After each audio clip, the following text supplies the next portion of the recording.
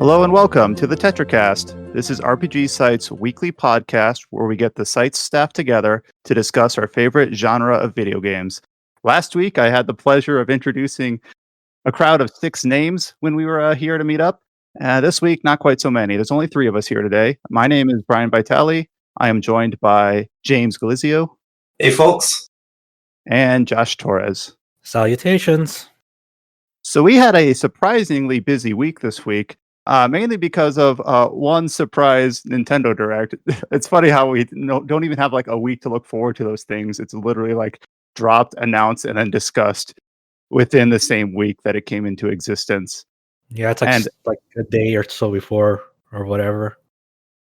And as always, or at least as it tends to go in recent years, there's always plenty of like RPG or RPG adjacent stuff to discuss in the Nintendo Directs. Yeah, some people were saying that they were disappointed by it, but if you're a big fan of RPGs, especially niche RPGs, it was actually a pretty good one. And there was a few surprises that we weren't expecting, and then a couple games that we hadn't heard about in a while that we did hear about, and then a couple games we were hoping to see that were absent. So, the whole gamut of things. But before we go into that, we're going to talk about what we always talk about at the start, the games we've been playing. Though I think there's a particular demo that might, cross-bleed the two sections of our podcast. I think it's worth just bringing it up, like, when we get into it. And it's just like, yeah, this is the game that we're just going to have to segue into it, like, from there. Yep.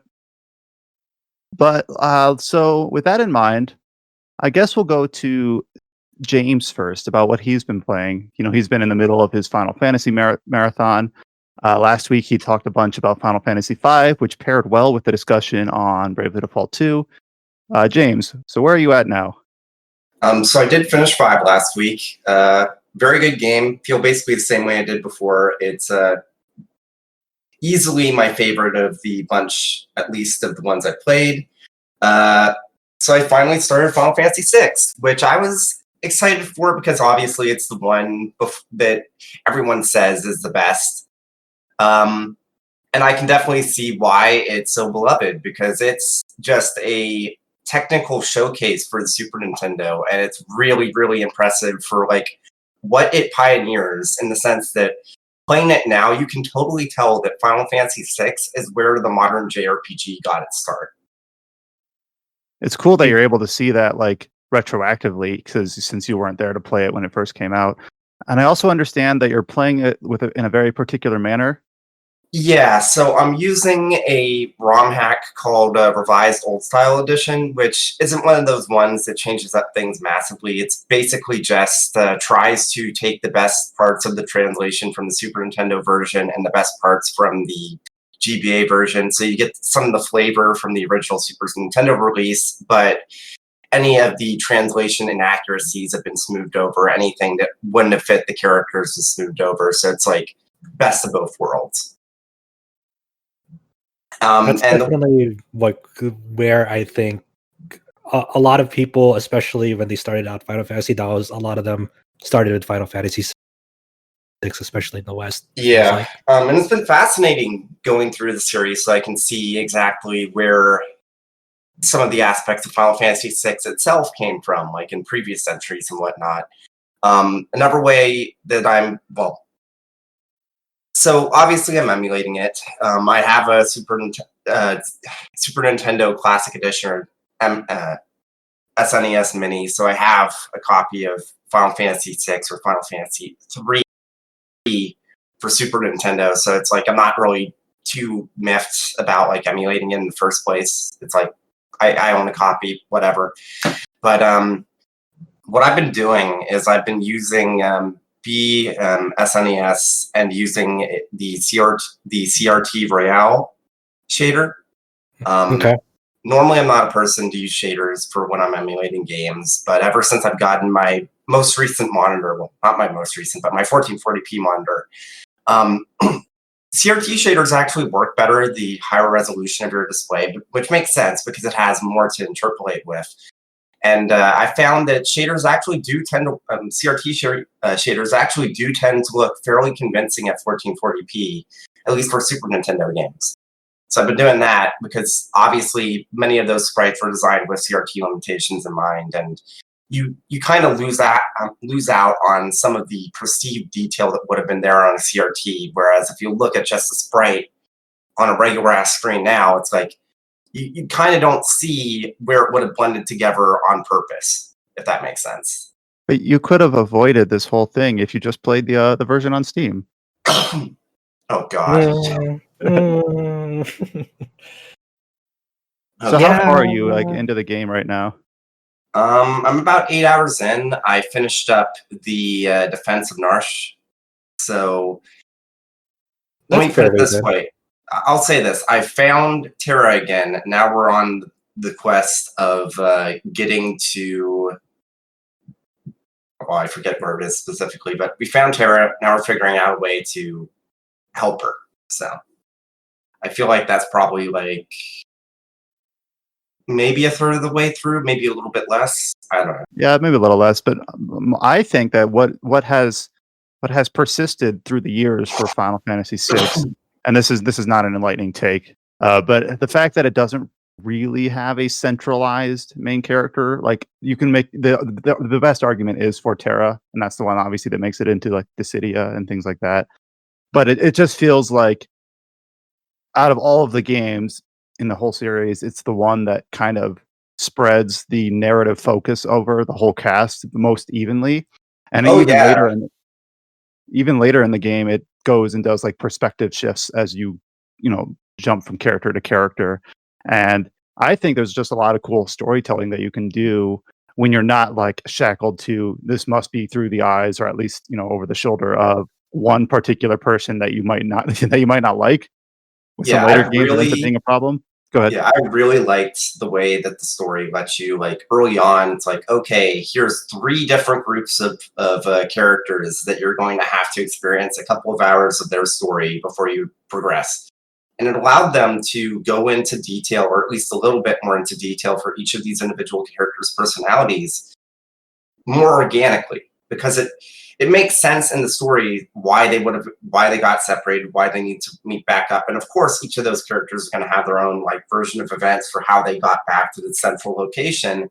So it fits, and it allows them to do so much with helping each of these characters feel like actual characters. And there's also these little events even after that where, depending on your party and where you go to, you might have these events. Like if you bring both of the brothers to Figaro, you'll have this whole like completely optional cutscene where they they look back on what caused them to go their separate ways in the first place.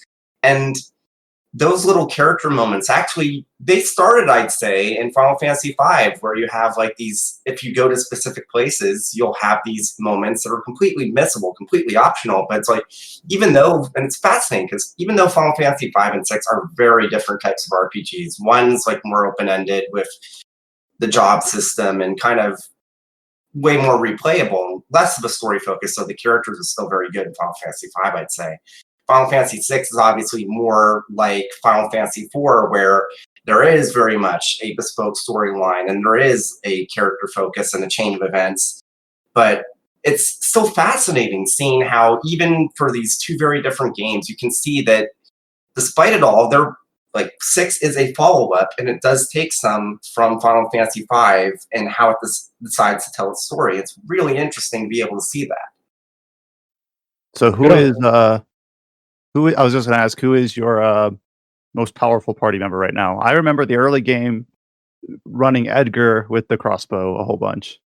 Oh, Edgar with the crossbow is easily one of the best ways of doing it.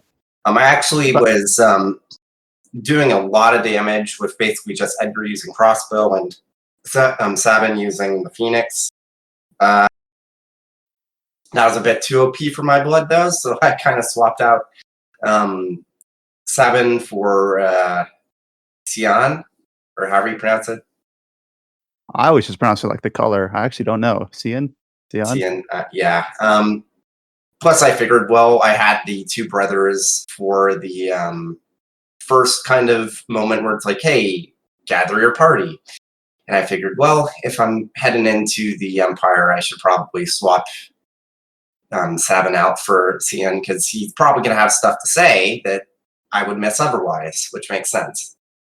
This is also, I think FF6 is also one of like the big first milestones in the whole Final Fantasy series when people talk about like, oh, I miss when, when Final Fantasy was good. And then like this was like one of the first like Final Fantasies, especially for like the older generations, like that they refer to in their minds. Of course, there'll be other ones along the way as you play. Like there's 7, there's 10, there's 9.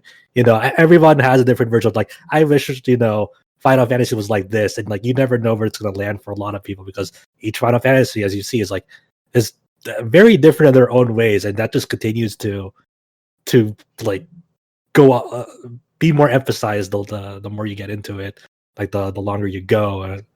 It's like what is Final Fantasy to a lot of people, to a good chunk that means the split narratives and the world building in FF6 and the way it pushed the SNES tech to its limits. Like it's still a gorgeous game to this game. To this day. It's just fascinating how much they managed to get out of the hardware. Like even just the like how you ride your chocobo.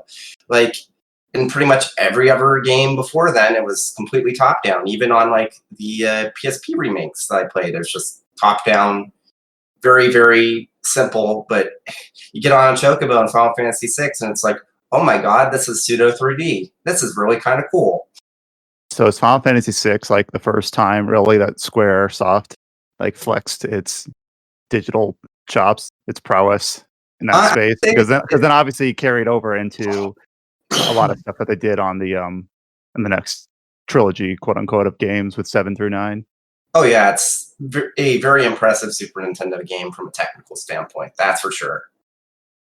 And like going off what Josh said, actually go ahead. Like I was going to say, like obviously one of the things that you hear about a bunch of Final Fantasy VI is the opera scene. It's like I didn't really have any idea of what to expect from that, but it's like playing through it, it's like this is really cool. And I imagine I can totally see how it would have blown kids' minds back in the 90s playing through this, because it's a very, very impressive use of the hardware. And like back then, before you had like real bespoke cutscenes, that was like must have been a revelation, mind blowing to people. Yeah, the line between just text boxes and then actual full-blown cutscenes. And then going off what Josh said, it does kind of feel like Final Fantasies 6 through 9 are like the safe, I don't know, nostalgia shielded era of Final Fantasy. It's kind of hard, not impossible to like criticize those games. Like it feels like 10 on is when you really get like the fractured, very passionate, I feel like if more people had played Final Fantasy V, that would be included in that conversation. But it feels sad because like Final Fantasy II is infamous for obviously being like the black sheep for a lot of people. Even if I feel otherwise, I preferred it to Final Fantasy III. But it feels like out of the first 5, at least, Final Fantasy V is the one that is underrated, I feel like. So basically, it's a shame that we had to wait a relatively long time in order to even play it. Yeah. So, well, it's cool to see that. Like, I did not play Final Fantasy VI as it came out. I was actually pretty late to the series. I was Final Fantasy X, but then I quickly went back to play all the rest. And I was a little bit late to the game. I was like already in middle school or whatever when I started playing Final Fantasy. So I was old enough that I could have played 6. Well, but I just didn't. You're saying you're late to the party when you played it, and it's like, well, I'm 24 and I'm coming through. It's pretty interesting to see like how like what people perceive as an RPG and like what does that mean to them, is very much shaped with like what's the very first RPG they played. And for a lot of people, FF6 is that. So a lot of FF6 philosophies and approaches to narrative design, gameplay design, what to expect out of visuals and that era, that carries through, like for many people, through the rest of their lives. Like this is what a traditional quote unquote normal RPG is versus like people who may have started at FF2. Like this is what an RPG is or can be, and and for a good chunk of those people, they became lifelong SaGa fans. Yep. More on that later. All right. So do you have like any I guess what do you think of? I don't know. I don't remember if by this point in the game if you've met or interacted a lot with Kefka much at all. Oh, he's a total like asshole. And like I can see how he's such a like memorable antagonist because like even the people in the game are like well, best way to put it is that yeah, like if you look at it on a macro sense, the game's like, oh, you're going up against the Empire, but from the very beginning you can tell no, it's not necessarily the Empire you're worried about, it's Kefka. Like there's people in the Empire saying like, whoa, dude, you're going a bit too far, and he said, yeah, fuck you, I'll do what I want. And it gets to I the do point kind of where you literally have people defecting.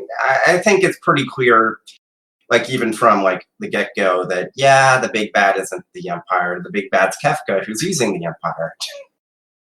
I do think that sometimes you just have to let your antagonist be like an absolute raging, asshole evil person. It doesn't need to be like the shades of gray, misplaced morality, sort of thing. It can just be a person that is just An agent of absolute, chaos. yeah, basically. I would like to see more of that in RPGs rather than like this person you knew when you were younger who has now like lost their way and you got to reclaim, like you got to, you got to make it so that they turn back, but you fail at the end or something where they're trying to make it more sympathetic to the villain. I like how Kefka is just a completely anti-sympathetic character. Feels like it shouldn't be that unique, but it kind of is. I feel like at this point. Any other final thoughts on Final Fantasy VI? Well, it's not final thoughts yet until I finish the game, but so far I am liking it. I'm not sure if I'll actually end up enjoying it more than I enjoyed Final Fantasy V, because I enjoyed that quite a bit more than I was expecting, but we'll see. Definitely going to be my second favorite at a minimum. So that's, yeah, Final Fantasy VI. People that say that it was a masterpiece and it's a classic, yeah, it holds up still. Definitely still the case. I am interested to see about later in the game how I don't expect your opinion to change, but I want to hear your feedback on basically what is yet to come. All right, and then you've also got listed here that you've played a little bit of Control.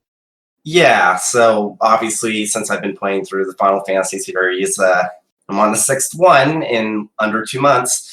I gotta play games besides RPGs or else I'll go insane. I'm sorry, that's not allowed. You gotta leave. Go ahead. But yeah, so it's not just that I've been playing through Final Fantasy. Every now and then I've been playing something different. Like I played through Cyber Shadow. I played through that one neat little like point and click adventure I talked about a few weeks ago. Stuff like that. Just gotta find ways to kind of space my games out. So it's not that I'm immediately playing the next Final Fantasy game, or at least I'm not just playing Final Fantasy. So I've had quite a few friends that have told me that they enjoy Control, and obviously since I have a PlayStation 5, it's like, well, I want to have an excuse to use it, and Control's the most recent PlayStation Plus game. And it's, well, if I'm going to play it, I don't want to play it on a PS4, and I don't have a ray tracing like capable graphics card, so it's like, okay, I'll play it on my PS5. I actually didn't realize they put it on PS Plus. Did they ever get past that weird issue where with the upgrade, or is it still just a paid upgrade? That's how it is. It's still a paid upgrade, but it's kind of a moot point if you have a PlayStation, because the version on PS Plus is the Ultimate Edition that is cross-buy. All right, and that works. Yeah, it works. It's dumb, but it works. So it's kind of like a Metroidvania type deal, but also a third-person shooter. It's interesting. It's very much a game where the narrative is, okay, if you haven't really played Control or looked into it, it's basically SCP, the video game, but as a Metroidvania, and the area that you're actually exploring is this like Federal Bureau of Control, which is this really exaggerated form of a like federal office. So you have like all these like locations or like bastardized versions of just a regular ass office building, which shouldn't be interesting, but the way that things like progress and the way that the areas morph before you like put them back together, it's a really fascinating, interesting kind of location for a video game, just because you wouldn't expect it to be interesting. So the fact that they managed to get it to be interesting is just, yeah. It's also one of those cool games that like the most effective way of exploring it is actually looking at the environment and looking at the signs in the environment, like where things are, because the map in that game is super unreliable.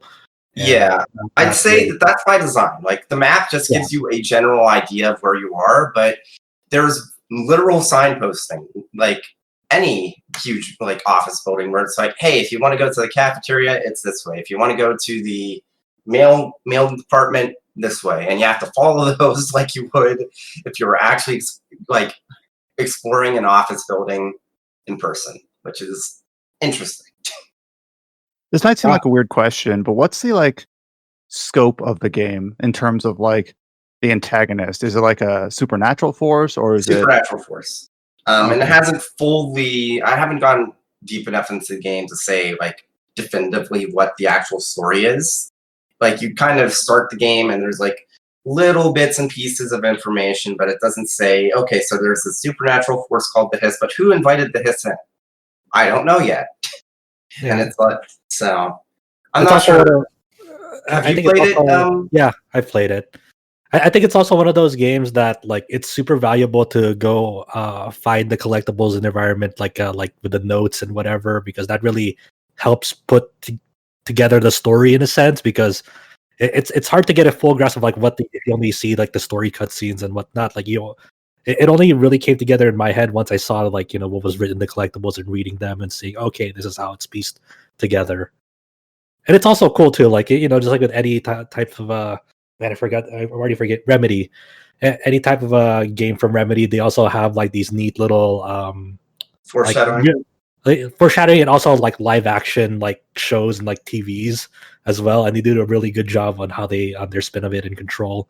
I always enjoy Remedy style, like poking at themselves. I love how like some of the aspects of the collectibles and what you can watch and listen to, it seems like a direct response to people that weren't a huge fan of the way that Quantum Break was structured, where you literally just had to watch a fucking TV show while you're like in the middle of playing your game. You can still do that here, but like a bunch of the videos, like when you pick up the hotline, it's like you can use it to contact the board and speak more closely with the director, and it's like, okay. And then you have to actively go into the menu and go to it to see these like minutes long clips where it just talks about stuff. It's like still obvious, like part of what went into Quantum Break, but it's not in your face this time because of all the crap they got for Quantum Break, like forcing you to watch videos. Yeah, this is definitely like easily one of Remedy's like strongest games, if not their best game so far. That's saying a lot, because didn't they work on Max Payne 1 and 2? Yep.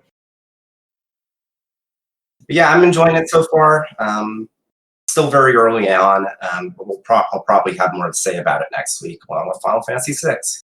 So I had only played Alan Wake, and then I knew about the live action component to Quantum Break, and I didn't realize that Control also kind of had some version of that. So obviously, with the feedback of how people didn't really like how it was implemented in Quantum Break. Okay, so I guess I'll go next.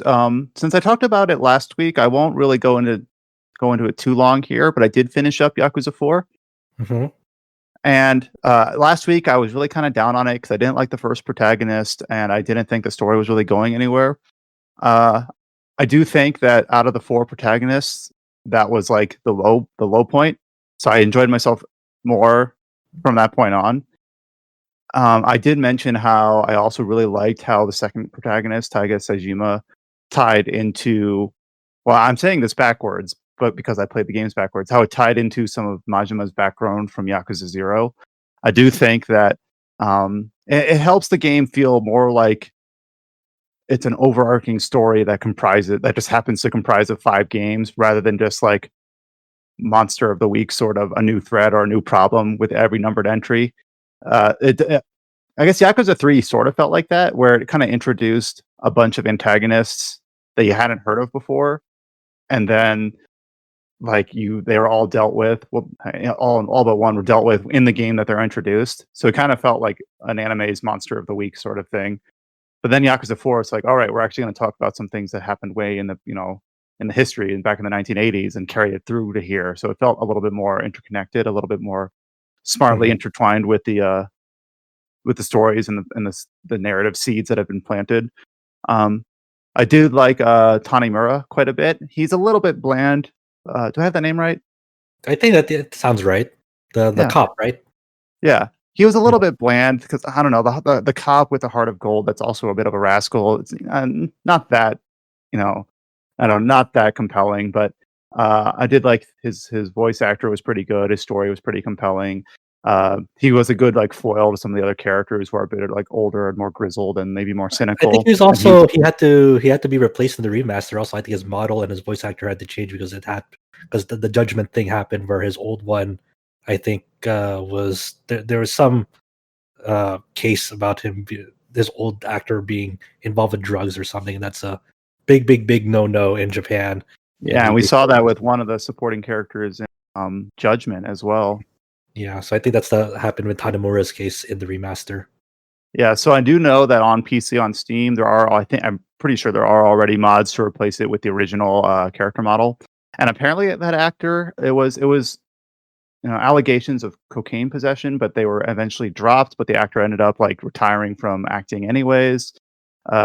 So yeah, it's a bummer. It's just, I guess that's just, we've seen it twice now in this series with characters that had to be like remodeled and revoiced because of drug allegations. Did you do the original or the new one? The original actor. Okay. Yeah, and I guess that's also probably plays a role into why this character doesn't appear later in the game, like later in the series at all. Like they're not even given the Sayama send off at the beginning of 3, where they're just like, "I must go now" or whatever. Yeah. But yeah, Yakuza 4, I really I can see why people, at least in the circle that I have, or people are kind of down on this game as a low bar for the series. It does have a lot of like plot contrivances, which I feel like is kind of, I said that for Yakuza 7 as well, especially with some of the motivations of some of the antagonists aren't quite clear. And then what really happened in the 1980s is a bit silly. And then at the very end of the game, the way that they kind of wrap things into the climax is very abrupt. It's basically just like, why don't we just meet them here and all the important characters will show up and we'll just punch them to death, or punch them not to death. It is very much the most Yakuza series finale you can have in a Yakuza game. Yeah, Akiyama, without spoiling the specifics, Akiyama basically says, let's just get all of the people that we have a current beef with, get them all in this one location, and we'll just beat it out of them. And that's how we'll solve this problem. And that's literally what happens. Like, it just unfolds just like that. Like, oh, yeah. Like, yes, you kind of expect that to happen at the end of a Yakuza game, but usually it's like cloaked into some like narrative understanding. But this one, they just kind of like say it out loud. Like, yeah, that's what we're going to do. There's also like a few characters, like near the end of Tanimura's arc of the story, you learn like a revelation is made about one of the characters that seems like it's going to be a maybe not a big deal, but a pretty decent deal. And then at the start of like the next section, this character is like out of the picture off screen. Like, oh, he's not around anymore. And I have to speak generically because I don't want to spoil it, but it just feels like they had this idea, and then you can kind of see where they're like, "Oh, we don't have time to resolve that. Let's just take care of it. Let's just nip that right here." So there's a few points like that in the story where it feels like that. I do like the general idea of telling the story through multiple protagonists, and obviously, I think they kind of found a better balance when they eventually went to Yakuza 0 and limited it to 2 well written with a lot of backstory protagonists, which means I guess I will have to revisit that chain of thought to see how well they do it in 5, because I know in 5 they do that same trick again. I've heard good luck. Yeah, I've heard things about Yakuza 5, most of them bad. I don't want to like kind of color my preconceptions, but not like I wouldn't call it bad, but it's a lot. Like I guess the best way to put it is, as with every Yakuza game and the way they explain stuff, I call it a bullshit meter, right? And Yakuza 4 is fairly high on that bullshit meter with the revelations, especially around Saejima and what really happened, in 5, it's not like it doesn't take it to a new level, but it's like it's still fairly high up on that bullshit meter. Yeah, Yeah. the two things that I hear most about Yakuza 5 is that it's big and that it's bloated. Like, oh, okay, that's a great two things to highlight, I suppose. I probably won't play it right away because we have a bunch of games that are releasing in late February that I'm interested in. But I'll try to squeeze it in before 6. And if I'm not to 6 by the time it releases in March for PC, like if I'm not there on day 1, that's fine. By the end of the year, I do hope that I have those both knocked out, and I'll be an expert then. Yeah. Join the Yakuza Expert Club. Yeah, I'll be allowed in the club.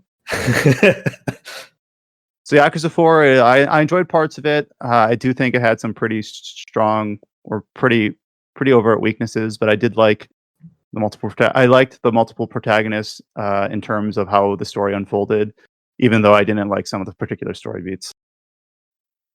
And then the other thing I've been playing is a new demo that was announced for a game that was announced at the Nintendo Direct on Wednesday, and that is Project Triangle Strategy.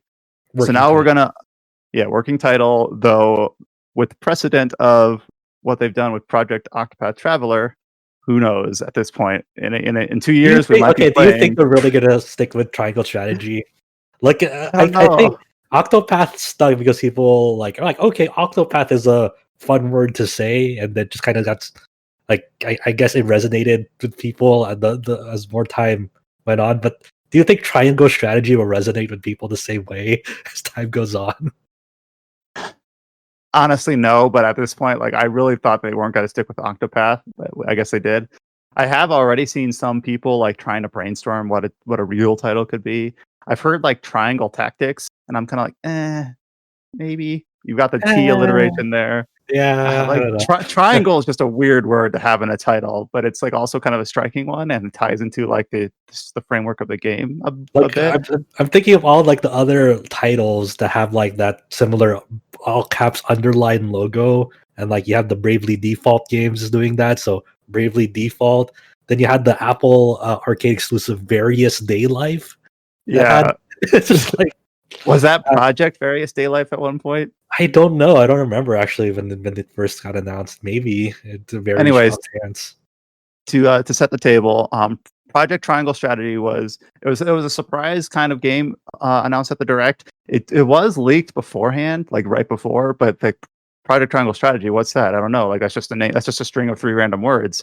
And then we learned that this is a quote unquote HD 2D game in the same vein as Octopath Traveler, published by Square Enix, developed by Art Dink, which I think is different. And it's a isometric, top-down strategy RPG in the vein of Final Fantasy Tactics, or maybe more particularly, Ogre Battle. Tactics Ogre Battle. It's very much more like that. Because during the trailer, so they had like a little trailer for it, and that was kind of like a very sweeping overview of the narrative conceit. The graphic style obviously was highlighted, and then obviously the story premise, and then they have this very high focus on this thing called the scales of conviction, which basically is their method of doing these branching, consequential decision-making things like we saw in a game like Let Us Cling Together. And then the demo itself actually does this to a little bit of an extent where you have to make a few choices. So that's kind of cool that they incorporated that a bit into the demo. But yeah, it's got if you've played Final Fantasy Tactics, if you've played Tactics Ogre, it's very much wearing that inspiration on its sleeve, not shying away from it. To be like more specific to the audience, like a lot of what characterizes Ogre Battle and Tactics Ogre is terrain manipulation. So you'll have these one of the core systems in the strategy RPG is like there'll be different elevations. So if you're in a different elevation, you'll do more damage, have a higher scope. Positional, like where your character is facing after the turn ends, depends on how much damage you'll take, because you take more damage at the side and at the rear. And then like there's just ways to manipulate the environment. Like there'll be an ice mage you get in the demo that like you're able to prop up 3 ice like barriers that'll last for a certain amount of turns. So like you're now cutting off the path of like enemies approaching you because you've made these barriers. So it's a lot of terrain manipulation and also combos as well. Like when you attack a unit in front of you, and you have a unit behind them, they'll do a follow-up attack as well, which is very, very much in that spirit and vein of those games. And the thing is first of all, there's also like ice fields on the ground that slows movement. I forgot if you mentioned that. So in addition to the ice walls, right. And then like the enemies can do that combo as well. There's been a few times. So we both played the demo, or at least parts of it. And there's been times where I place a character and I'm not really thinking about that, and then all of a sudden they're pincered, and I'm like, oh crap! Now they're going to take like 50% more damage than they would if I had just moved them over one slot. And then there's two battles in the demo. The first one's really straightforward, and I actually put up a little gameplay just snippet, just raw gameplay up on the RPG Site YouTube channel. But then the second battle, it actually starts incorporating like you might have different characters that might join you based on the things that you've said between the two chapters. There's different objectives which determine what you have access to in the battle. In the second battle of this demo, basically you're given the option to trap the enemy forces by lighting parts of your village on fire. And this is not really a spoiler; it's shown in the trailer as well. And I was actually like, you know what? I don't want to do this. I want to challenge myself. I want to beat this battle without using this option. I don't want to light anything on fire. And then I did, and the game actually had like dialogue lines referencing that I had managed to complete it. They're like, we didn't even need to use the traps or whatever. And I'm just thinking, just on a principle basis, that if they can have permutations based on just your actions in battle and not just decisions you make out of a dialogue tree, but then have the dialogue decisions on top of that, I guess I'm always so skeptical when a game comes out of the gate saying, yes, choices and consequences will be meaningful here. But like, I don't know, like the fact that they've demonstrated it in the demo to this extent, just over 2 chapters, I'm confident that I don't know if it's going to be like the best case, I'm not going from 0 to 100. It's so little to like really like they made a compelling case for it. Who knows how it'll play in the final product, but it's it's promising. It shows a lot of potential for sure. I think go ahead. I think the thing that fascinated me most about the demo, and it's one of those weird thing. Okay, so let's set the stage of like what this game is actually about. Triangle strategy is about these 3 nations. You have the Kingdom of Glenbrook, you have the Ace Frost, and you have Hyzant. And then the trailer shows that the Kingdom of Ace Frost and the Kingdom of Hyzant are in control of 2 different resources, one for iron for Ace Frost and salt for Hyzant. And then in the middle, you have this Kingdom of Glenbrook that is fostering trade because it's like it's surrounded by water and whatnot. So obviously the when there are 2 resources demand, they go to war for it. And then it's so funny how they present this in the trailer. They're like, one is for salt, one is for iron, and then and thus the salt iron war was brought forth. It's like, what the? Okay, sure, why not? That's very straight to the point.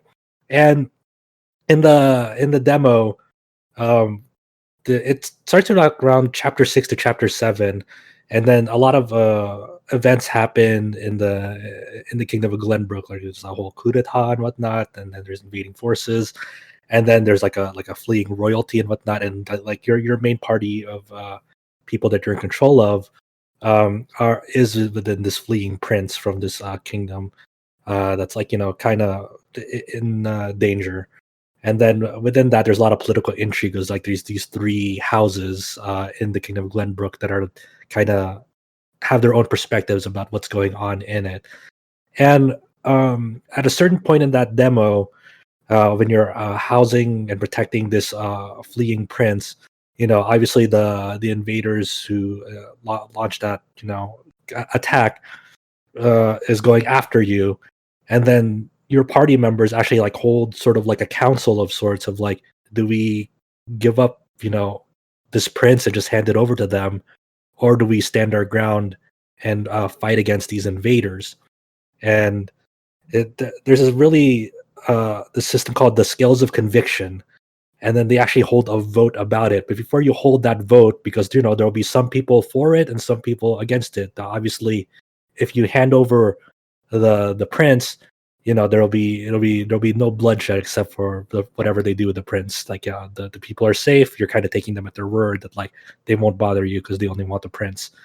And so you're trying to make a decision and on what you think is right, but you don't have like total control over it. You have to convince one side or the other of like what you should do with the prince. So before you hold that vote, they give you the option to like explore around the town and see what do your people think, because the main character his name is Serenoa, and he's this young lord, part of the big three houses of the kingdom of Glenbrook. So you're kind of asking your citizens like, what do you think about this invading force and what we should do with the prince? And then they all have their own different opinions on like whether they're for it or against it. Some will provide you valuable intel. Like one may say like, oh, we know that there's this invading force coming. I heard this rumor back then that like there was this secret weapon or this secret thing about this town, and then you like kind of gain intel. Like, okay, maybe that there's a case to be made to the people who wanna give up this fleeing prince. Like maybe if I can convince them, hey, we actually have a good chance of like holding our ground and not taking a lot of casualties because of this secret weapon that I've been informed of. And the other is like, oh, this person who is this caretaker of the fleeing prince, like, he gave it his all, and like it's kind of tragic what happened to him. So you kind of learn, oh, this caretaker for this prince, like you don't know of his fate when you last met him, but like now you got intel like, oh, he like kind of made a sacrifice for him, so maybe that'll boost like your persuasion on like even the prince himself, who gets a vote of like whether he should be given up or not. And like in the prince's eyes, he's like, I don't want to have my friends in the way. I'll just give myself up. Like I don't want this conflict to extend to you people. So before one you of the even things that was most interesting about this particular vote is that like I felt that I had talked to everyone and I gleaned like, okay, this person's last words, secret trap. And the game actually says like it gives you like a little flag and says you have learned all there is to learn about this particular like nugget of information. But then like I was trying to convince people and I still had a few options locked off. I'm like, I wonder if I missed something, or if I wonder if that's stuff you'd have to learn in an earlier chapter. Yeah, that's what I was Like, thinking too. Like maybe it was like because I didn't unlock everything too. Because as you before you hold the vote, you have one final chance to talk to the people who are about to vote. And obviously, if you want to vote for one way or the other, you want to convince the people who are in the opposition of what you are trying to go for. You choose to persuade them, and then there'll be like 3 dialogue options, and sometimes the third dialogue option is locked with question marks. But if you get a specific piece of intel that might be able to persuade them just a little bit more, it'll actually unlock, and you can see what that third option is because you gain a nugget of intel that may support you in that in that persuasion. And for me personally, like I was never able to convince anyone 100% to like go vote for the other side. At best, in my case, I was able to get them to be undecided and be like, okay, same here. maybe I'll reconsider. So I wonder if there's any way, maybe in the final game, I don't even know if even in the demo, on if you could ever get a person 100% to the other side, no questions asked. And also, I haven't fully completed the demo. I'm like in the final battle of that supposedly, but I want to see like what the other outcome is, because there are 2 major outcomes out of this vote, whether you stand your ground or give the prince. And I didn't give the prince. I'm standing my ground right now. It's a pretty challenging battle. Yeah, that's one thing that I noticed is that this isn't the first battle is pretty straightforward, but the second battle is like I reset a few times. I also was making it more difficult on myself because, as far as I can tell, there is no like permadeath or death penalty mechanic, and I think that's kind of like how some of the tactics, like advanced games, work. Like, unless you're in a particular region, if a character dies in battle, it's not a big deal. It just means you can't use them for the rest of the battle. And I was playing it like Fire Emblem, like classic Fire Emblem, where I was like, I don't want anyone to die before the end. And then in the final battle, there is a boss character. And then, like, I kind of rushed to the boss character and took him out, but that didn't end the battle. You actually have to wipe out the enemy forces. So since I had rushed to the boss, I had people like out of position, and like, oh crap. And then a few of them died, quote unquote. But then they're back in the cutscenes after just fine. So I wonder if there'll be like settings for like the classic casual permadeath, no permadeath. Yeah, I Or wonder too. because right now it's pretty lenient. There's no death penalties. You can be, which kind of opens up a lot of, you can be more reckless if it's near the end of the battle and you can finish an enemy off, even if it puts one of your units in danger. It's fine. So I was able to beat the battle without using the traps, like I mentioned, because I was able to be reckless like that. But yeah, I want And to see the other outcome too. yeah, I really appreciate that they a lot of the HUD and the UI give you like feedback about the consequences of where you like move. So like this is common like in Fire Emblem and in other strategy games, even in Tactics Ogre, where you move and then like there'll be different colored spaces, and then it'll show you if you go to the space you are in the range of people that can attack you, and it'll actually show like enemy lines like saying this unit could potentially attack you, or these Yeah, units Final Fantasy could, 12 style. yeah. Or actually, why is that? Why did I use that example? It's like three houses is the same thing. Yeah, so they take a lot of like modern cues from like strategy RPGs to like just let the player know that info up front instead of like doing guesswork. And like of course it's all potential. Like they could like target other characters. They could just like not choose to act on that. It's pretty neat. I really enjoy that. There's it feels like the potential of this game is it's so big, and I wonder what is the scope of this game and whatnot. And there's also like it's also leaning towards like there's optional characters to recruit.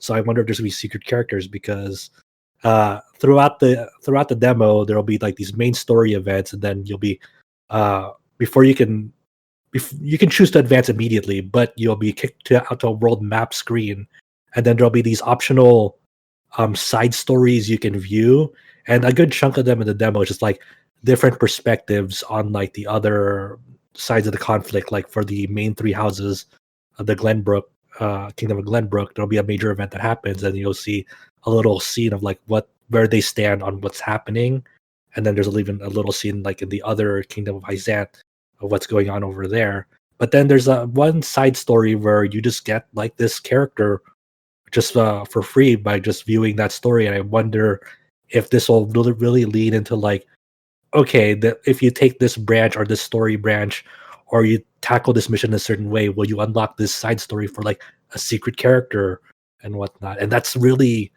compelling and exciting to see. I hope that there is no like golden path. Like if you do this, then this, then this, you get all the characters and the best outcome. I want there to really be like these characters are mutually exclusive and they're both really good, but you only can get one. I really hope they do that. Me too. Yeah, I hope there's like no like 100% playthrough. If you do this, you're golden. You see all the content. Like I don't want that. Exactly. But it's neat. I'm really glad that they decided to take the HD 2D engine in this direction. Like unlike Octopath, you're able to like rotate the camera around 360 degrees. Like Mhm. that really caught me off by surprise, because in Octopath you were only bound by like 2D side scrolling going through towns. But when you're exploring like the town for intel, or like even in the exploration phase before battle, when you're trying to just talk to your party members, you can just swing that camera around, no problem. It feels good. And I also really like that they provide different camera options in battle. That normally they just do the isometric and you can swing your camera around, but there's also, if you zoom all the way out, it'll just be like a big overhead view, like almost like Fire Emblem style, of just like Oh, you I seeing actually I everything. never tried that. Yeah, there's a bird's eye view option if you just zoom it all the way out Yeah, I never in tried that. battle. Yeah, it's super helpful. I really dig that. I think like the obviously this is a work in progress demo. They're gonna release a survey and take feedback or whatnot. And I hope like people really do their best in voicing their concerns of it. Like my personal concerns right now are some of the voice acting, especially the main character Serenova, isn't really there. Obviously, this is still an early game. It's slated for 2022, so it's not coming out like in a few months at all. So there's still time to build upon it, improve it. But some of the voice acting is kind of not there yet. I also don't like the world map screen when you're going around. The cursor is too slow when you're, and not as responsive as you want it to be when you're going around. I wish in the world map screen also there was a way to like just zoom a zoom out option. You can see the whole map, not having to like scroll around the edges of the map and saying, "Oh, am I missing any side story?" That's just not visible in view. I just want like one that just shows the world map like in one shot. Yeah, there was a few characters that I thought really had good voices. Like it's very uneven. Maxwell, I liked his voice. The King, I liked his voice. The main characters are both not great, which kind of stinks because they're the ones that Yeah. speak the most. Uh, it's it's the sort of thing where I don't need them to be great. If they end up being final voices, fine. It's like I don't play these games for the narrative. Not really. I play it more for the strategy. But if it's going to have a big focus on these branching paths and these permutations, then I don't know if it's too late in the game to hope that they change or just accept what we got. But I also I know Octopath Traveler had a few graphics options in terms like vignetting and things like that. There's sometimes where this art style looks a little bit post processed a bit. Yes. It's like sometimes the effects are kind of like blurry and bloomy and not quite as clean as it could be. I like the pixel art of the characters, but sometimes like the environments and like the lighting effects, I think they're just turned up to 11 when they should be at like 8. Yeah, also like there's like weird like a sheen in some spots too. Like there's a balcony scene um uh in the demo. It's pretty big, but like the first thing that caught my eye was like there were like some bushes at around the corner. They were just like glowing, and then there were like particle effects kind of like gleaning from them. I'm like, that's weird. They're definitely like the visuals get too intense at times for what they're trying to aim for, I feel. Yeah, and then sometimes when the camera's rotating, since the sprites obviously are only drawn so many times, and you can't like sometimes when the camera's rotating, you can see like the sprite kind of you see like it shift from one position to the next. It's hard to describe it. Almost like it's aliasing as the camera rotates, and that might just be like something where I don't know if you can technically work around that as they are 2D sprites. But maybe there's some times where like during a cutscene, the camera just to try to make it more dynamic, it's like swinging back and forth just very slightly. And I'm almost just like maybe just make it a stationary camera. Like that's fine. Like I don't need this. But maybe that's I don't know. I like the rotating camera because I didn't like the stationary camera in Octopath. right. So yeah, Yeah, I can understand that too. all of Though. these are nitpicks from me. Yeah. Like the graphics I'm okay with. I think they're a little bit bloomy and blurry, but they're fine. The voice acting is uneven, but it's fine. I know some people are more down on it than I am. But other than that, what the game does well, I think it has It was a shown good itself demo. that so far it does. Yeah, it was fun, and it was like a good meaty 2 hours if you do everything, and then Yeah. probably more if you I want to play through it again and make the other choice. So you get Yeah, quite a bit out of it. Okay, and also they need to have more save slots because I'm the type of person that like I want to see like different outcomes as well. So I'm already pushing up against that 10 save slot limit on this game easily. I've seen When so the many game comes out, you just end up with 100. If they let me, I would.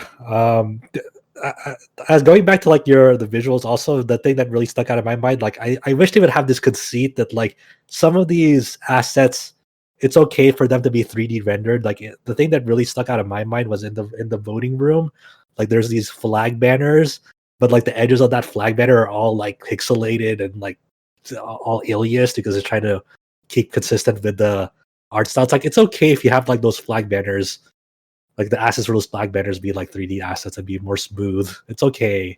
Like I wouldn't care. Just because it just sticks out like right there. Like I guess I know why you did this, but it doesn't have to be like this too. Always. So yeah, that's our combined opinions on Project Triangle Strategy. Give us your best, yeah, give us your best actual titles for that, and see what we think about it. I actually don't have a good alternate title. I would love for them to stick with Triangle Strategy. How It is how so about just the Salt Iron Tactics? Salt Iron Oh Tactics. god. Oh man. Hey, I haven't played a strategy game of this type since like Three Houses. Oh, and we never mentioned this, but this game is slated to come out in 2022. So next year at some Yep. point. Yeah, it's cool that we get it. Nintendo saying that the direct was going to be focused on games in the first half of 2021. Yeah, that was a fucking lie. Well, they've done it before when they said what was it in the last direct a year and a half ago? They said that this is going to be focused on third party, or no, it wasn't. It was going to be focused on first party, and then they got Shin Megami Tensei and put in there anyways, which was Well, absent. I mean, the demo came out in the first half of 2021, so for Triangle Strategies, technically. Yeah, there we go. Nah, but it's promising. But like again, like I have to be calm about it because remember the Octopath Traveler demo was very promising as well. I still like Octopath Traveler, but it has very very big flaws still, and you Yep. know we're already heading in the right direction because people actually like speak to each other and acknowledge that they exist consistently. It's not like, oh, let's go to the bar and like say like a 1 or 2 line thing about our motivation, and then maybe we'll like say what's up again at the very very final true end secret thing and whatnot. At least in this one, there's people constantly interacting with each other, and there's like a tangible story and plot line through it.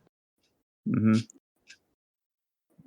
Well, those are the only 2 games that I had played over the last week, finishing up Yakuza and then getting into this demo. So I guess, Josh, if you've got anything left, it's up to you.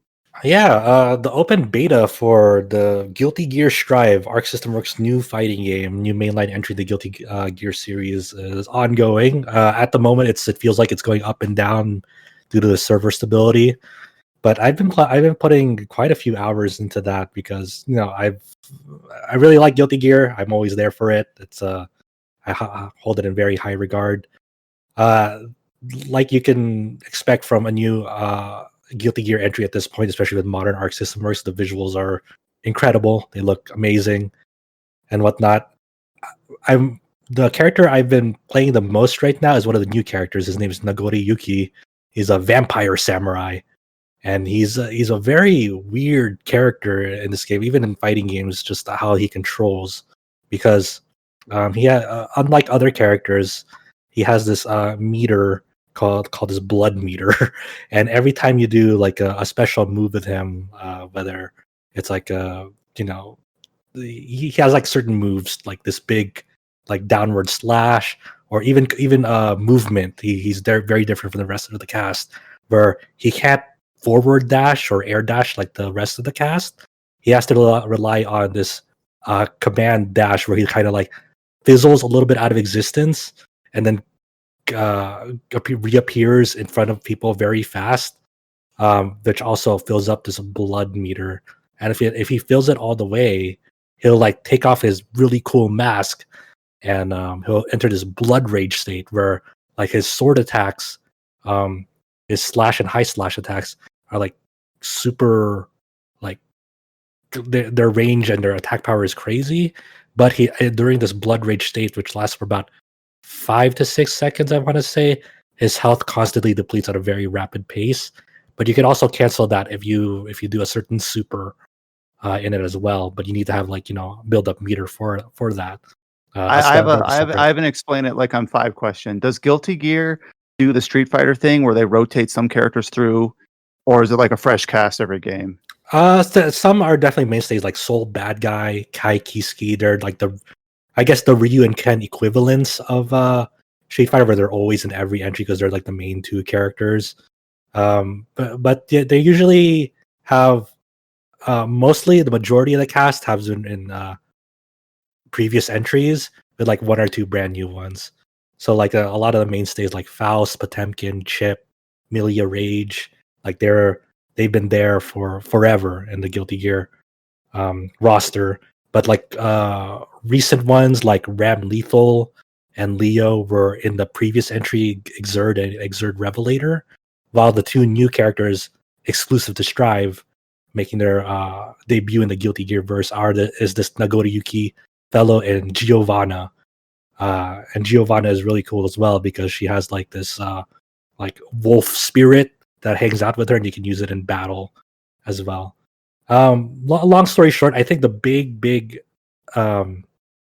significant thing about Guilty Gear Strive is that Arc System Works is finally adopting rollback into the main game. Like they kind of did a little thing with working with some of the fan community and getting the rollback in Guilty Gear XS XXX and Core Plus R. That's an older entry, even before Exert, and that officially came out a few months back, and people really like that. Like rollback netcode for fighting games has been more important more than ever because obviously of the pandemic, people can't hold offline events, and a lot of like the competitive play is held online. and that's very, very hard to do with delay-based netcode. So this open beta is to test out this rollback netcode that was made in-house by Arc System Works, now with the fan community on for plus R.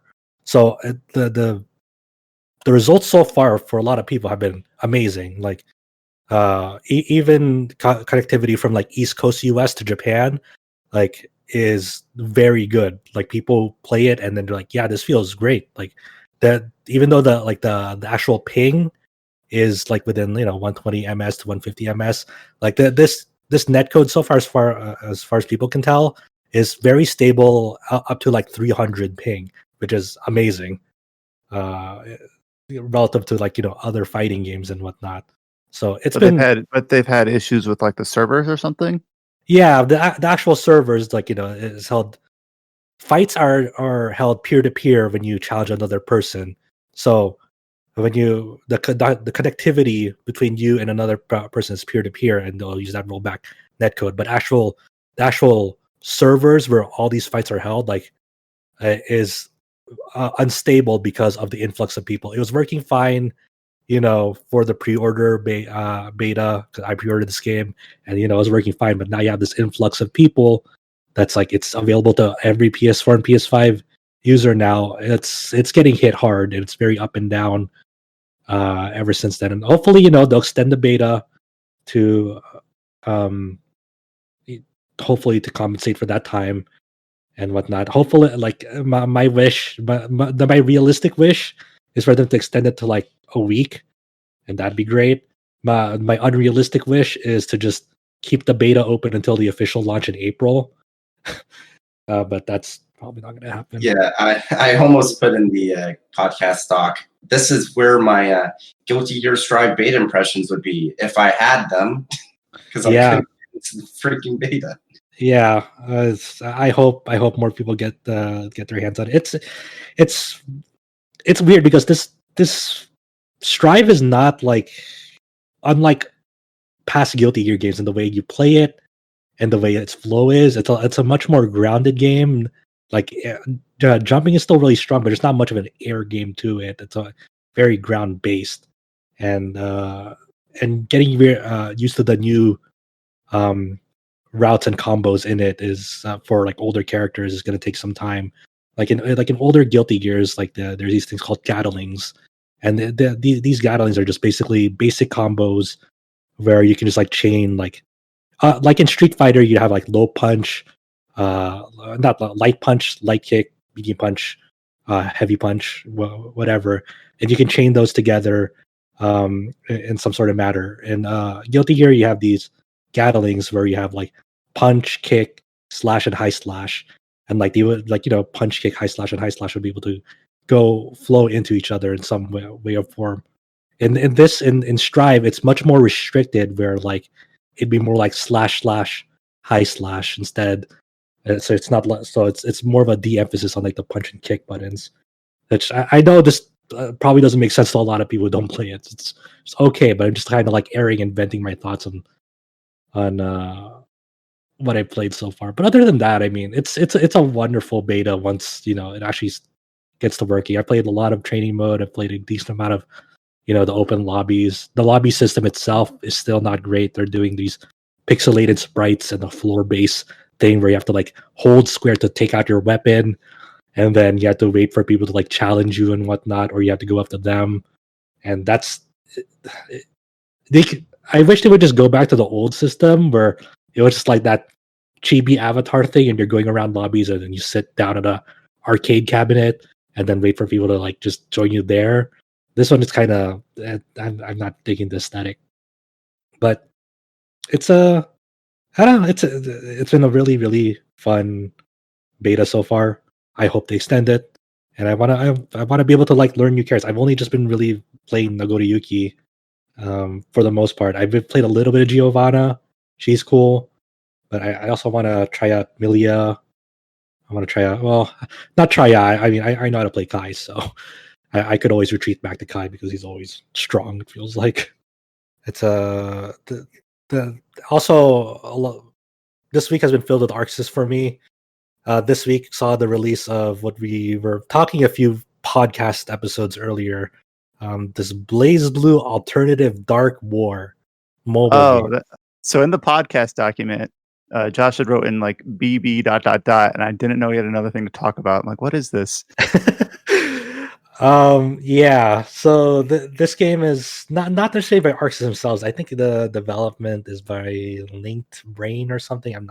I forgot who the developers were, but it's published by Arxis. And it's the next installment in the BlazBlue series. It is not a fighting game. It is a turn-based RPG that works as a prequel to the BlazBlue storyline.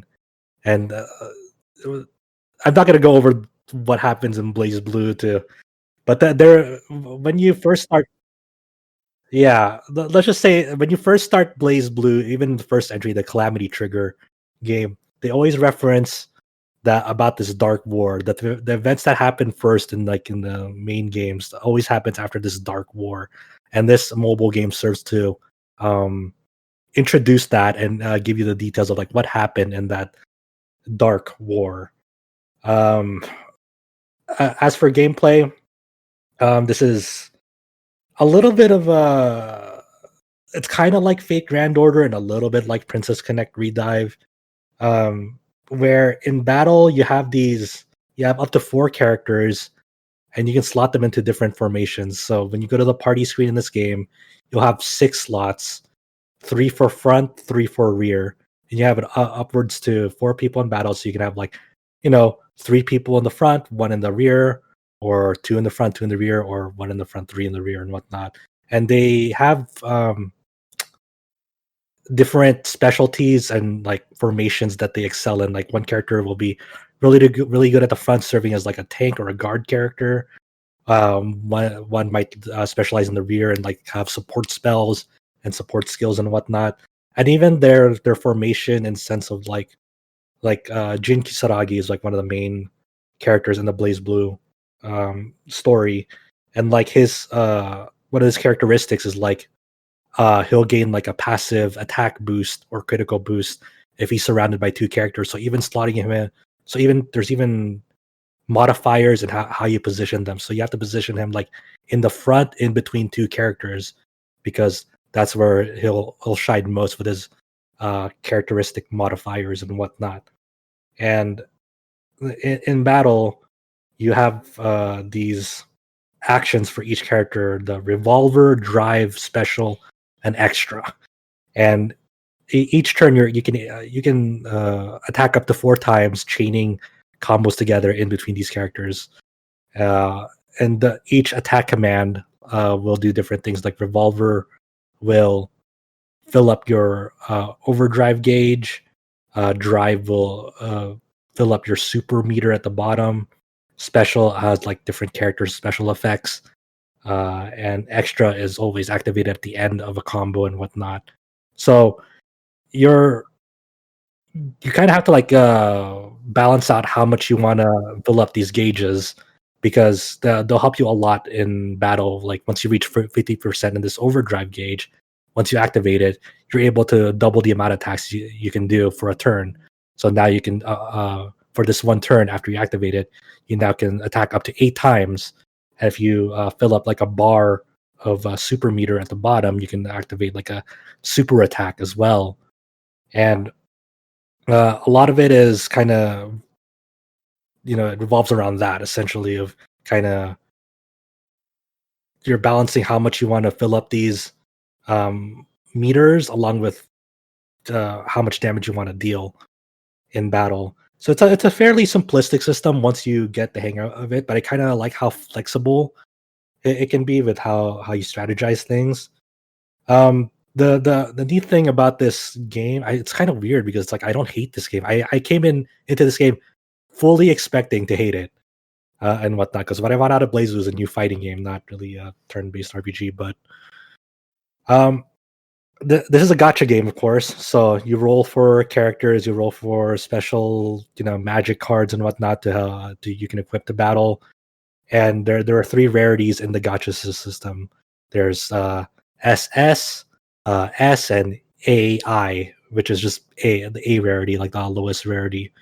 But what you can do with these characters is you can actually raise their rarity with like dupe shards you get from like either getting duplicates of them in the gacha, or you can buy them in the shop with like currency that you get from ascending characters and whatnot. So it's like, just because you got like a quote unquote weak AI character early on doesn't mean they're completely useless. You can ascend them to higher rarities, and like they'll gain new abilities. The higher rarity, they are obviously more damage as well.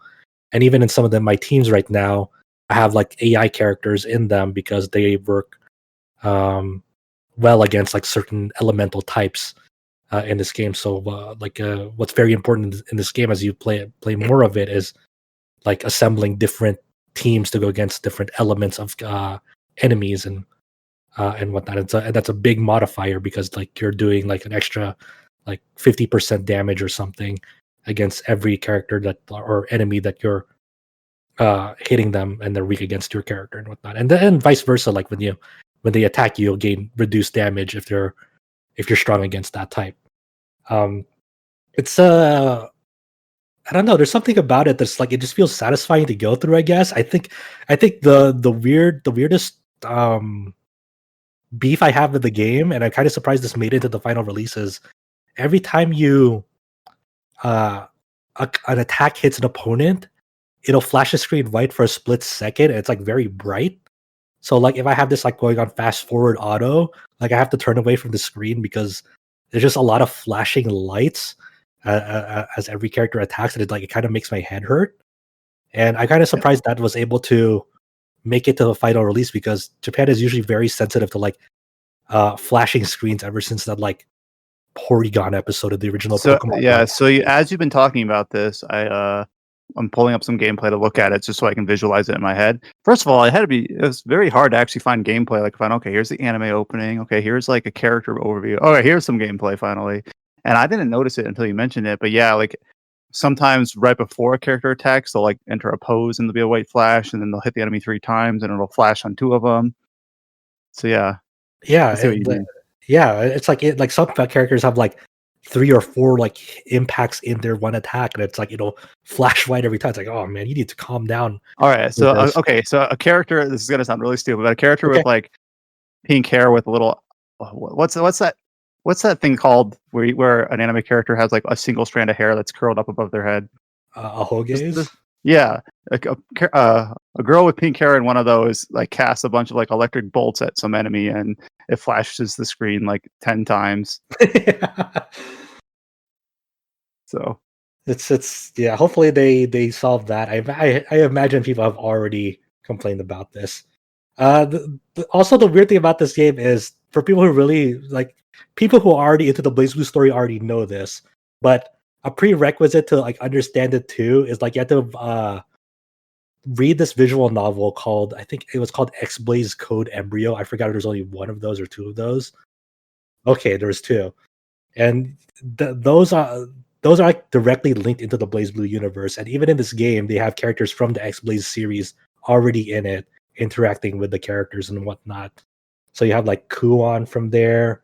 Obviously, S eventually made it into BlazBlue with Central Fiction, but it's like there's like so many barriers of entry to even like understand what's happening. Like right now, it's kind of early goings on like what's going on in the story, but it's weird. It's weird. You make this like obviously player insert silent protagonist at the very beginning of the game. It's kind of like new to like this whole thing and what's going on. It's like okay, and like the real main character is this seal girl, and also they also have justifications. Of course they do.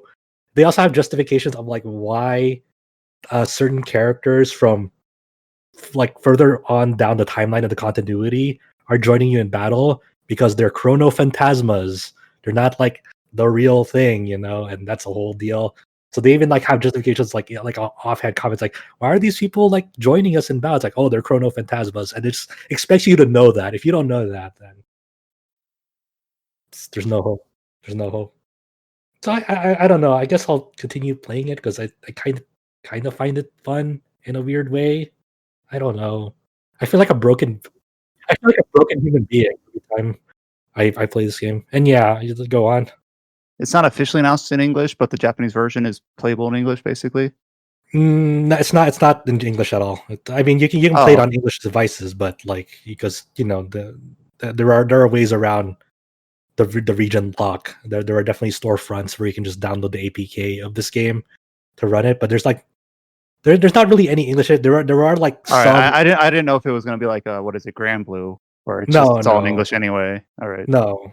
I wish, but no, it's not like Rambler where there's the English option. The only English you have in it is in some of the menus. It'll have like what it says in English underneath it. Like it's like it says like event quest in Japanese, and then under it'll say event quest in English. But other than that, that's all. There's no like story translation or English script of the game outside of that.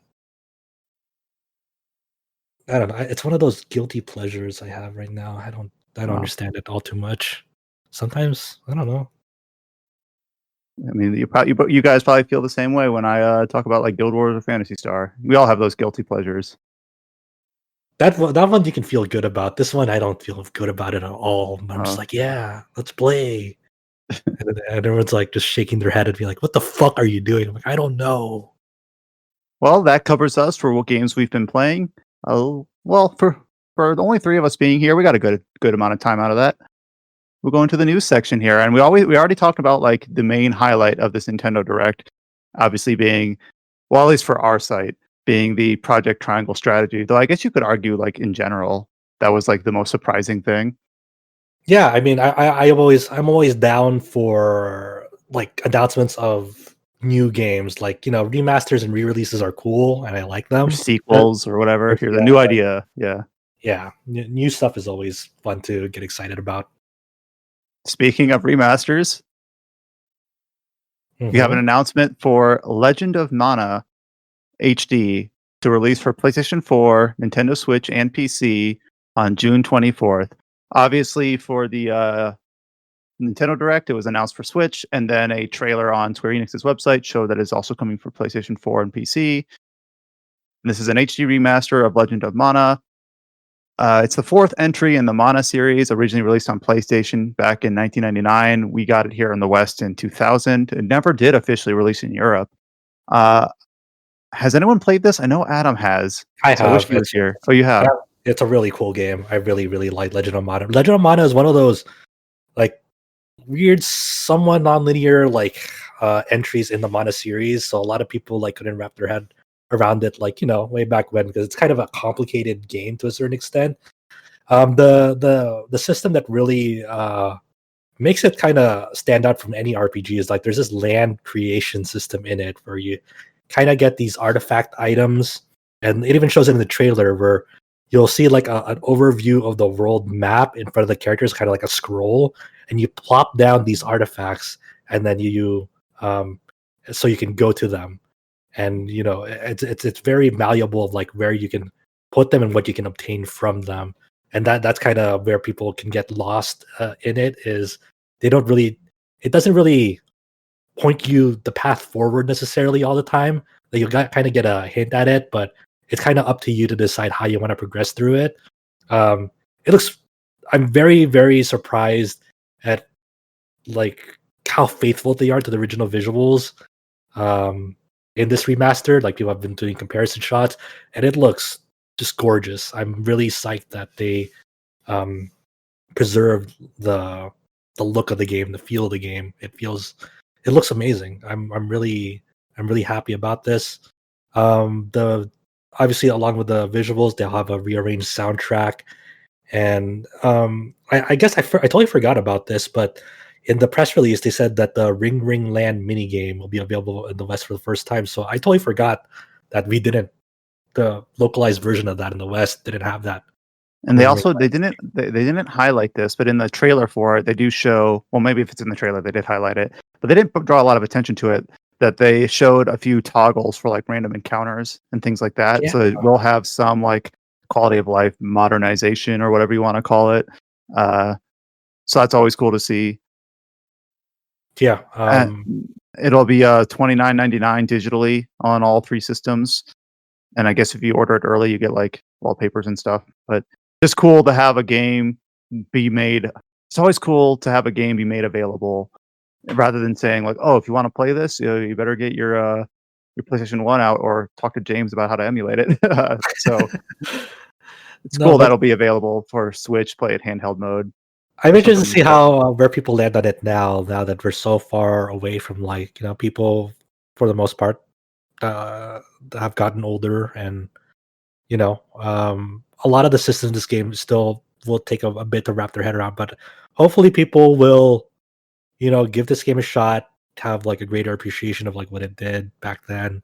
It looks I think gorgeous. Legend of Mana feels like an underrated Mana game to me. Like Sega Densetsu 3 is awesome. I love it.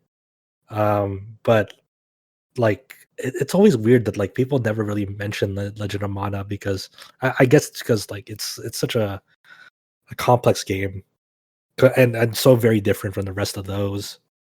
Yeah, so if Second Densetsu 3 or Trials of Mana is the third, I guess anyone who's played the remake of that, this is technically the next game. Though obviously this would be like I guess the collection of Mana with the first three would be the more suitable like Yeah, lead-in point to going into this there's one. not there's not a remake or reimagining like the Trials of Mana.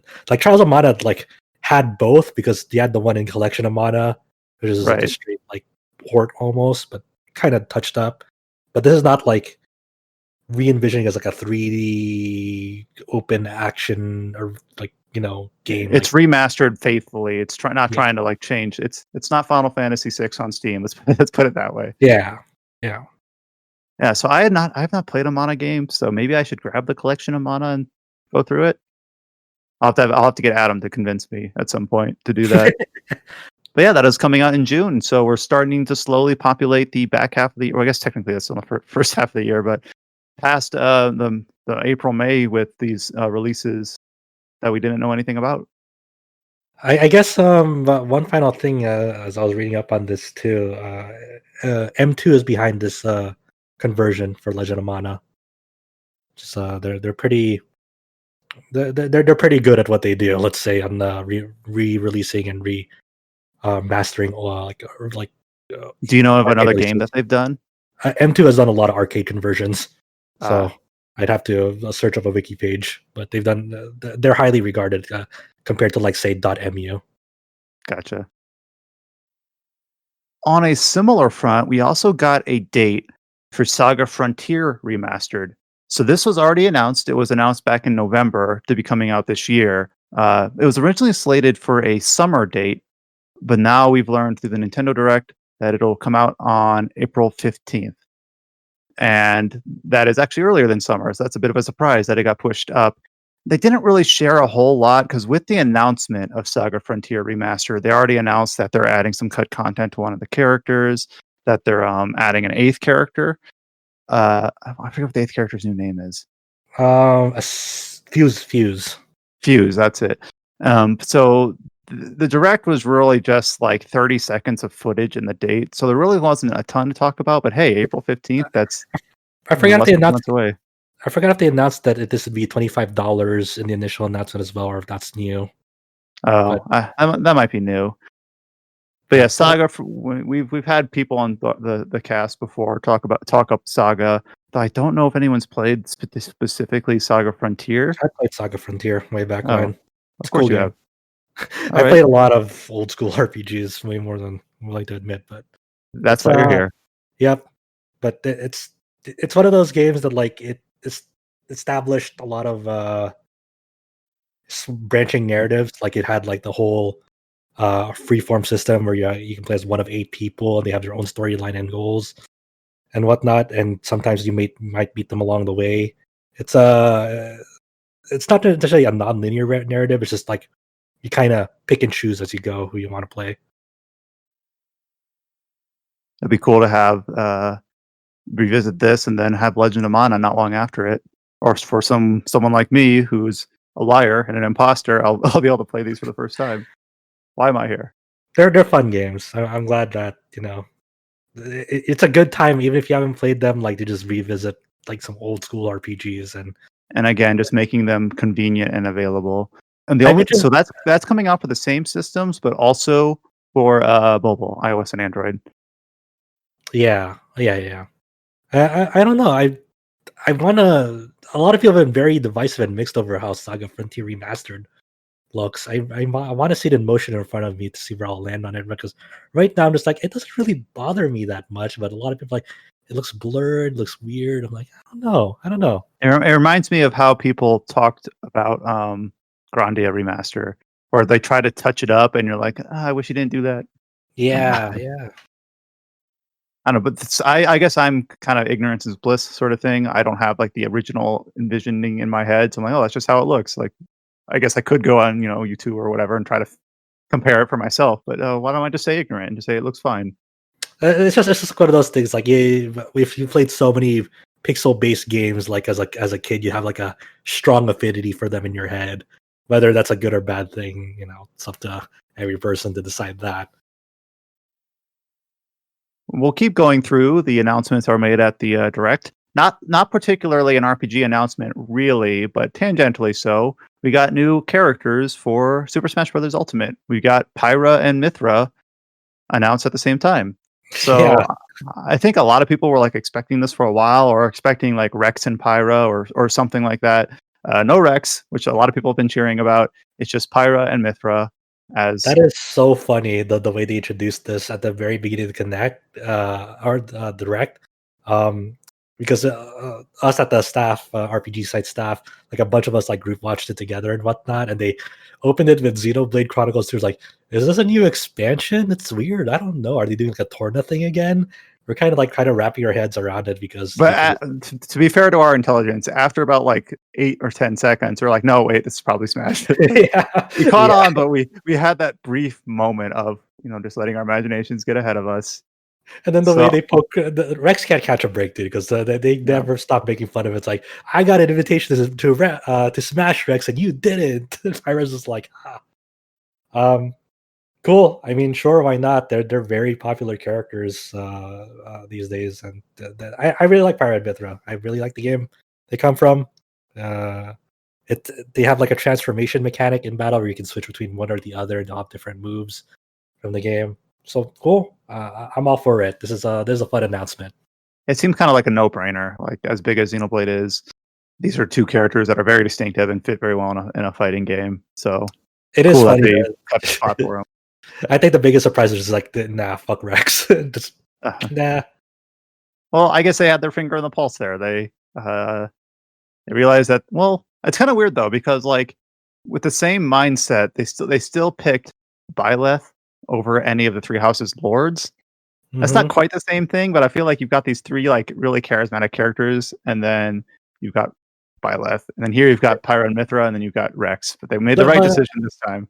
They made like a weird conceit with the Byleth though, because Byleth can like wield the Three Lords' weapons as part of his or her moveset. Yeah. So it's is there one character left in this last fighter pass, or is it two? There's two more. I think there's two more, and then who knows? Who knows what it'll be? So the next time we see Monolith Soft in a Nintendo Direct, that's when it's time to get hyped for Xenoblade X on Switch. I hope so, man. I cross my fingers and toes every day. I'm like, come on, this game deserves another chance. Please, I beg of you. If it comes to Switch, I will play it. I'm ready to 100% it again. A couple other smaller things near the end of the Direct. We got some very light details about a Hyrule Warriors Age of Calamity expansion pass. This was literally like up on the screen for like 20 seconds. Then they splashed a bunch of text up, and then they like, there was a little bit of a tiny cinematic going into it. They didn't state this outright, but the expansion pass details, it'll come in 2 waves in June and November. Expanded roster, new weapons, new enemies. The very typical DLC like gamut. The trailer leading into this focuses a lot on Robbie and Pyra, who also are in the art for the expansion pass. So it's kind of like all but confirmed that they're going to be added as playable characters. New battle skills. It's $20. If you pre-order it, the expansion pass, you'll get an extra weapon and costume for Link. Not too exciting, but maybe for those that are really into Age of Calamity, there's more stuff to look forward to. They'll be supporting it through this winter, or leading up to this winter, with the second wave coming in November. So this kind of just encourages me to like hold off on playing this game. Honestly, like it's like I can just wait for till it gets like all of its content, and hopefully by that time maybe there'll be some word of a more powerful Switch to like run this at a decent frame rate too. yeah, it doesn't run well, especially in split screen multiplayer. While we're on Legend of Zelda, I guess we can talk about Skyward Sword HD announced. This is one of those things which is like a safe bet sort of thing. Like this was gonna happen at some point, if not now, then next year sort of thing. So Skyward Sword HD, they basically introduced this by basically saying, yeah, it's an anniversary, but we don't have anything to show on Breath of the Wild 2. Please be patient. So here, enjoy Skyward Sword HD. And then they tried to do a go ahead. That felt like a kick in the shin to Aonuma. Is like, I know you're all waiting for it. So here's Skyward Sword as, I don't know, an apology, even though that's kind of like, the apology is just like, not, I don't know. Skyward Sword is. I didn't hate it. I just thought it was okay. It was fine. But I like Wind Waker more than it. I like Twilight Princess more than it. Like That's most the thing. Yeah, it's like I prefer almost every other Zelda over Skyward Sword. So it's kind of weird though, because they went into this kind of saying like, but Skyward Sword set the groundwork for Breath of the Wild because there is like a paraglider sort of, and that there's a stamina mechanic when you climb. So like this is the proto Breath of the Wild. But then this is actually kind of interesting. Alex Donaldson, our boss, but also is an editor at VG247. He basically wrote a feature there saying that, and I agree with him, that Skyward Sword and Breath of the Wild, despite them trying to like say, no, they're really similar, or at least like one led to the other, it almost feels like Breath of the Wild was almost an apology to Skyward Sword, because Skyward Sword was very like on rails, I guess, for lack of a better idiom. Yeah, like the tutorials took forever, and that's that's something all people will always complain about. But it really it like they're right that the tutorials did take forever in it. But yeah, Skyward Sword is just so very like curated. Like you will go through this dungeon, but in order to get to this dungeon, you have to follow this predefined path. You cannot really go off the path because the game is designed kind of like to lock you to like the treads that the developer set for you. With the exception like of a few things in Skyloft, but Skyloft, I remember even at the time, like, okay, this is going to be another like modern version of Wind Waker's Islands, only it's like somehow even worse. Like the Wind Waker's Islands being relatively sparse and like one per grid, and most of them have like one treasure chest or whatever. I still think there's a lot of islands there with like a lot of cool secrets, and like you end up going to them to find a lot of heart pieces or whatever. But then like the sky in Skyward Sword, there's like 6 rocks, and like one is the city, one is like the mini game that you play like on the rotating platform. Yeah, there's a couple that you like land on a spot and then hook shot to a chest. It's like this HD re-release too is just like, it feels so bare bones, because here's the only thing you're really getting out of this HD re-release is, besides it being like available easily again, is one, it runs at 60 FPS consistently. 2, you can now play the game with buttons only, and you control the sword with the right analogs, because the game was gyro based, so it had to, they couldn't. You'd have to redesign the whole game if it was only like, but if you didn't allow that. I have a question about that though. Maybe this is obvious, but if I'm moving Link and I'm moving him with the left stick and I want to swing left to right, so I hold right on the right stick, how do I swing? Like my hands are occupied. I think you flip the stick in the direction you want to swing. When you flip the stick from left to right on the right hand, it's like, yeah, that's that seems like a really easy way to accelerate stick drift. Just smashing that stick in every direction.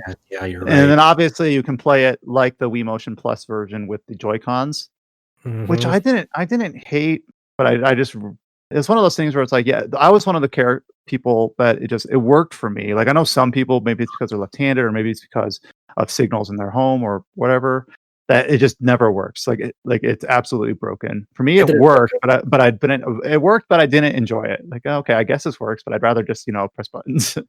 and so you get those are like the only big 2 changes. I don't know if like a slight resolution bump Yeah, It's one of those things where it's like, does this look any different? And then you watch a comparison, you're like, oh, I guess the original game was a bit blurrier than this. and then you have to still pay $60, a full $60 for this package. And that's such a weird thing too, because like I don't know if this is worth $60 just for that. And also like especially when you For the game, a golden Wii Remote Plus and a soundtrack CD. And it's like, no, just no. Especially when you compare it to like their Mario re-releases of like their limited time Mario 64, Sunshine, and Galaxy. Yeah, honestly, like that was a fucking ripoff for the 3D All Stars to begin with, but this makes the 3D All Stars look like a great deal. Yeah, man, I don't know. This is kind of this is weird. This is fucked a bit. I don't think I'm as down on it as you guys, but it is kind of like it's a hard sell.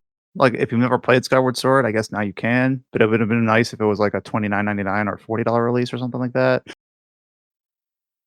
It's just, yeah, I guess we've also got the sting of being like, all right, we're really waiting for Breath of the Wild 2. But here's what you get this year.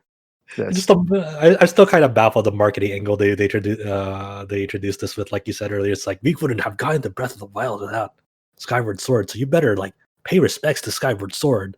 It's like, no way. The fuck?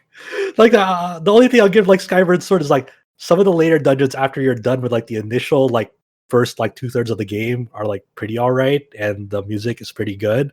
But other than that, I didn't have a great time at Skyward Sword, man. I feel like there's like a bunch of like ideas in a vacuum that are really cool in Skyward Sword, like the whatever they're called, the like time stone things. That was a really cool mechanic, but and there's like a ton of stuff like that. Like you can tell that they put a lot of creativity into it, and they did like put their all into making Skyward Sword. It's just like I'm not sure if you look at it as a package as a whole, how well it holds up. And yeah, it's just I don't know. I would like to replay it, but I'm not paying $60 for it. This is one of those things like this would feel a lot better if it was like bundled with like Ocarina, Majora, and Twilight of some sort, have a Zelda 3D All Stars or whatever. Or yeah, like they could maybe do like up-res versions of the 3DS remakes of those two games, Ocarina of Time, Majora's Mask. Now I want that. That's what we'll get next year as an apology. The apology for Skyward Sword 2 again. Skyward Sword, I feel like, is a game that had a very clear vision and a very like, what's the word? Very deliberately designed. Like it's not. You could argue it's poorly made because of the motion controls, sure. But it's like, I feel like it's exactly what the developers wanted it to be, but it's just a misfire mostly. So it's kind of in a weird place like that. The last thing we'll mention that was announced at Nintendo Directs was actually something that was exclusive to the Japanese side Nintendo Direct, the Caligula Effect 2. Going out for Switch and PlayStation 4. But for the Nintendo Direct, it was announced for Switch. Yeah. Coming out on June 24th in Japan. I guess I really don't have much more to say on this because I've never played it. I've only heard bad things, but it's now coming out to these modern consoles. Or I say modern consoles, but it's PS4, so last gen consoles. I don't know. I mean, like, supposedly there's a cult following. Like, apparently there were people excited for this when we announced it, like on Twitter, and then like see the comment section. It's like, yeah, finally Caligula again. It's like, well, okay, I guess. And people are like, Persona 2 fans, watch out for this one. It's like, no, dude. Even the plot of the original, like, I understand it was like written by the Persona 2 dude, but it wasn't literally that great of a story. Like, I wasn't really convinced by it. And somehow, like, the original Vita release was like so bad they had to like make a remake of it, and then it somehow got a green lighted for not only a remake, but also with Overdose, but also got an anime adaptation. And that, like, so I feel like someone behind the scenes is blackmailing a higher up on like green lighting more Caligula at some point. It's just I don't know, man. It never felt like a brand that was popular enough to like get this many things. I guess I don't. Maybe this will be the one. It's like, oh, maybe this is secretly Game of the Year. They finally nailed it. Who knows? But Yeah, I wish I could say more about it, but the people that are in my circle, whenever they talk about the Caligula effect or overdose or whatever, it's never really with high praise. it also feels like this is almost the same premise too, because it's like, oh, they're in like a high school again, and there's like this virtual idol again, and that was a lot of the first Caligula. Like the setup for this, at first glance, is like, oh, it looks very similar and identical to the first Caligula. Great, awesome, just what we wanted. Yeah, so obviously Caligula Effect 2 has not been announced for the West. I don't know how likely that is. It seems likely, but nothing to talk about at this time. Sure. This coming, I don't know. Did they announce release date for this in Japan? Like June 24. June 24th. Okay, great, awesome. Very happy for the Caligula fans, all 5 of you. Now I feel bad. if you like Caligula, let us know. Tell us why we're wrong. Tell us why we should be really excited for Caligula Effect 2. Yeah, I mean, obviously there must be Caligula fans. As I learned in 2019, there are fans of pretty much 2020. There's fans of damn near anything, even Arc of Alchemist somehow. no, you're wrong. There's no Arc of Alchemist fans that exist. I don't believe that. I don't know, man. There was literally one in my review shitting on me for not liking the game that has under a 40 on Metacritic. You were supposed to bring that back up. You're supposed to lift the average. Should have been You failed. Yes. That kind of covers it. There were other things announced at the Nintendo Direct, like Mario Golf got a sequel. What was that called? Super Strike? That's not it. Super Rush. Super Rush. And that actually had like some quasi RPG mechanics and like a story mode. So why not? Maybe we kind of go ahead. It literally has an RPG aspect of it, considering like the older like handheld Mario Golf games had RPG like story modes in them with actual stats and level ups, and like the story mode here actually has like level ups and stats. So hopefully it's not as short and bare bones as the story mode in Mario Tennis. Hopefully. Oh yeah, that was tragic, dude. I was so bummed out at that. Yeah, I tried to forget about it. Yeah, I'm tempering my expectations because I'm sure it's never going to be as good as the story mode in Mario Golf Advanced Tour. Nothing is, but here's hoping it's still good. I mean, yeah, they were also just honest over. It's like, yeah, the story mode, you're playing like you're a me character. Like, great, cool, thanks. We also got like Miitopia is coming to Switch in May. What else? Is that it? No More Heroes 3. Oh yeah, we got some. Yeah, No More Heroes 3 with lawnmower gameplay. We got some more. We actually got a pretty decent chunk of footage from Monster Hunter Rise. So I'm the sort of person that like I played the demo of Rise. I know I probably want to put some time into it. I don't really need like this drip feed of information, but some people, maybe James is more like excited about what they showed here. So they introduced 2 new monsters, Rachna Kadaki and Almudron, and then 5 returning monsters. A few of them I recognize, like Rajang and Diablos. So just kind of filling out what the roster of monsters is for this game. We've already talked about how like I'm really pumped about how varied it is compared to World. But so we've got that footage from the Direct as well. Yep. I was like, okay, here's where I let James speak if he saw anything like really enlightening. Well, I'm not really thinking too deeply about Monster Hunter Rise now because it's like etching closer and closer to when I'll be able to actually play it. So it's like, yeah, I mean, sure, more information. I don't really care. Yeah, I think we have a similar mindset where I'm like, all right, I've already played the demo. I already know like what the game is. Like you tell me what's in the like what monsters are in the game. Like, okay, I guess that's cool. Yeah, I don't. Yeah, at this point, it's just around the corner. It's only like a few weeks now. Like we'll get all played eventually. It's just like I'm with James and you here. I'm just like, more info is cool for the people who want it, but at this point I just want to play the actual game. All right, to be less cynical and dismissive, I will say that riding around on Rajang as it shoots like that thunderbolt out of its mouth, that's pretty cool. With the new like mounting system with the wire bugs. So yeah. There's also a few cutscenes here showing story premise. I don't know if anyone really like goes really hard into story about Monster Hunter, but Yeah, apparently, like the assistants with the Hime cuts can like join you in the battle. It's like, all right, this looks like a good video game. Awesome. Yeah, just about a 3-minute trailer showing new monsters, some footage. Pretty cool. Game's coming out next month. About a month from next Friday. So Is not it too really long. the end of March? Oh man. Okay. All right. We'll make it. That covers it for the Nintendo Direct. So we'll move on over into what was shown at BlizzCon Online a couple of days ago. Not as many things to talk about. Mainly, we're going to zero in on the Diablo series. So, of course, a lot of this was leaked ahead of time. And even before it was leaked, I think a lot of it was like speculated for years. But now it's true, it's official, it exists. A Diablo 2 remaster called Diablo 2 Resurrected is coming out this year. And it's coming out for basically everything under the sun: PS5, PS4, Xbox Series, Xbox One, Switch, and PC through, of course, the Battle.net launcher.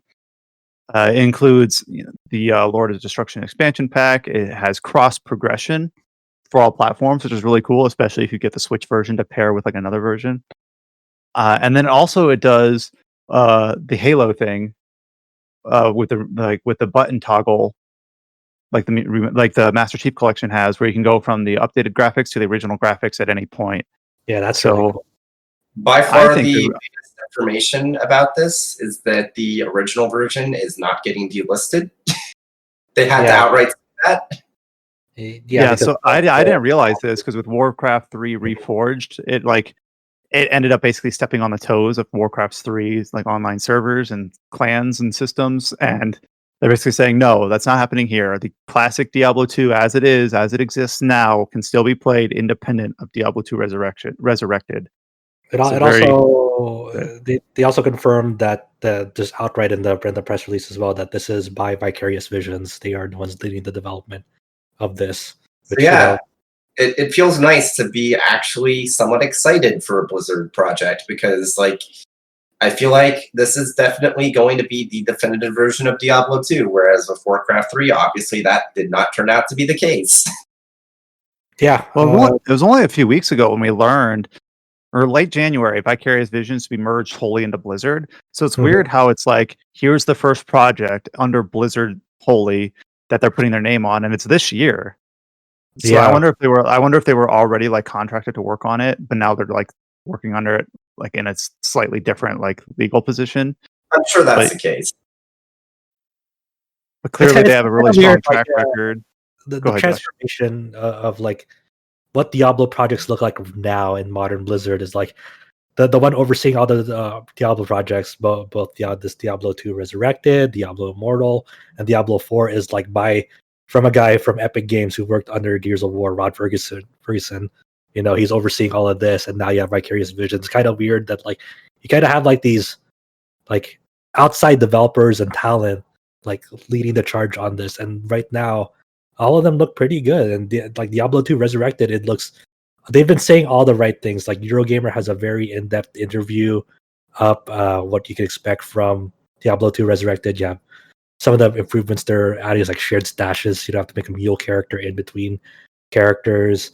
They have a way to link items directly into the chat, so you can just hover over them and see what they do. They have like item comparisons and loot comparisons, so you can just like highlight new loot that you have and compare it to loot that you already have. Just like little tweaks, and they're still preserving 8-player co-op in it. They'll have. I think the thing that bums me out, but you know, a lot of people, this won't apply to a lot of people, is that they're preserving the current balance of Diablo 2 as is. They're not going to do another like balance pass over it. So you know, you'll still have like a shitload of hammered ins for hardcore runs. You'll have, you know, Warcry Barbarian still being very good. Which, you know, a lot of people this will be like kind of new to them because they haven't touched Diablo 2 in a while. But for Diablo 2 veterans, you know, like it's kind of like, okay, well, that's neat and whatnot. But I hope they allow for like, I don't know how they'd allow this, but they allow for mod support in this game to tweak the balance and let people customize the way they want to play. So to allow for like custom balance patches and whatnot. That's what we're balance mods. They talked about like, you know, preserving a lot of like the breakpoints in the original and keeping that, because as Brian said, what they're really doing to the visual is like the visual, like the visual enhancement engine is layered on top of the original game to allow for that quick swapping in between the two visuals. So, a lot of what like governs the logistics in Diablo 2 and behind the scenes in between the gears is still preserved in that remaster. We just, They basically said all the things that make it seem like it should be like a straight upgrade from Diablo 2 original. Well, I know that depends to see like how like all the real nitty gritty turns out, but they're not doing the balance pass. They're not slathering their art style into something that doesn't resemble Diablo 2. It still looks like Diablo 2, but they're still being smart and keeping it separate from the original game. So it'll be interesting to see like Diablo 2 Resurrected played on original graphics mode versus Diablo 2 Classic. Will the only difference be those quality of life differences, like the shared stash? Mm-hmm. Yeah, I guess I guess the cross progression on consoles is also another big thing. it's but even the remaster visuals, like they look pretty good. They're pretty different, like especially for the world design. But I don't really mind it. I think it's a nice visual upgrade over Yeah, it. So I think it looks good. Like I don't think it like usurps what Diablo 2 is supposed to look like and turns it into something else. I have played Diablo 2, not as much as you, but I played Diablo 2 when it came out when I was younger, and I've played Diablo 3, maybe about like 50 hours of it. So not a ton, but put some time into that. I played a good chunk of it, and I never after the Reaper of Souls expansion, Diablo 3, I played through that, but not much more. I didn't mess with the Necromancer D3 or anything like that. And then, As for, I guess one of the things they spoke about too in the Eurogamer interview is about like the cross progression is cool, but what about crossplay? And then Rod Ferguson said is like it's something they're continuing to look at, but it's not going to be something there at launch. So it's the possibility isn't like zero. Maybe it'll get added eventually, but as for now, as for launch, there'll be cross progression at least, which is very good. and keeping on the Diablo track, they also announced a new class for the upcoming Diablo 4. And this is the first class that they've announced for that game since the game itself was revealed back in 2019. And that is the Rogue. Yeah. So the main trailer for the Rogue is just a few minutes where it's basically like a 2-minute introductory cinematic like Blizzard kind of always does. Very kind of spooky and eerie and fitting for the character. And then they do like a little 2 minutes of gameplay montage, kind of showing just in general the Rogue using bows, using dual wielding like knives or swords, a couple of different new environments, things like that. But then they go really into detail in another video that they uploaded called Diablo 4 What's Next. And I forget if this is a standalone or if this is part of a series of panels, but it's a panel that they held for about 30 minutes where a bunch of the developers, including the game director, Luis Barriga, talk about the Rogue. They talk about their the design philosophy behind it, talk about the specializations they can go into. Then they also kind of go into a little bit about the world design because Diablo 4 is supposed to be slightly more like open world and less zone segmented. And they also talk about like these PvP areas, which I couldn't quite tell like what the title of these are, but they refer to it in the panel as like fields of hatred, where they're kind of like, I don't know, the wilderness RuneScape or the Dark Zone and Division, where it's like it's part of the open world, but as soon as you go into that, you can combat other players. And I think in like Diablo 2, you actually had to like do like you had to be either on like a dueling server or you had to initiate a duel in order to PvP. Where here it feels like it's a little bit more open. Like, okay, if you're in this region, you are at risk. But if you take that risk, you can gather these useful materials to upgrade your gear or whatever.